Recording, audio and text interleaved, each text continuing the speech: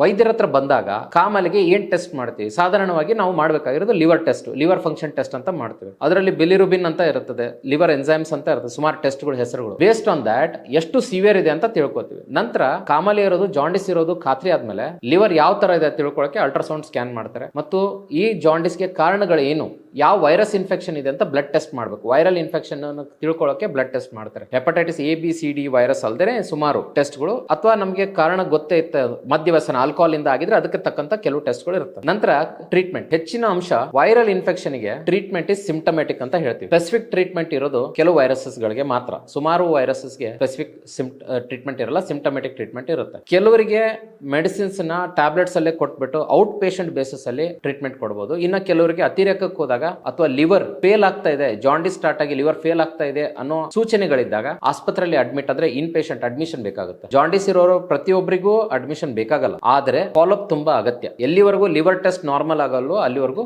Follow up ಮಾಡಬೇಕು. ಇನ್ನ ಅತಿರೇಕಕ್ಕೆ ಹೋದಾಗ ಲಿವರ್ ಡ್ಯಾಮೇಜ್ ಆಗಿ ಸಿರೋಸಿಸ್ ಆದ್ರೆ ನಂತರದ ದಿನಗಳಲ್ಲಿ ಕಾಲು ಊತ, ಹೊಟ್ಟೆ ಊತ ಈ ತರ ಎಲ್ಲ ಆಗ್ಬೋದು. ಹೊಟ್ಟೆಯಲ್ಲಿ ನೀರು ತುಂಬೋದು, ಕಾಲು ಕೂತ್ಕೊಳ್ಳೋದು, ನೀರು ತುಂಬಿಕೊಳ್ಳೋದು ಇದರೆಲ್ಲ ಆಗುತ್ತೆ.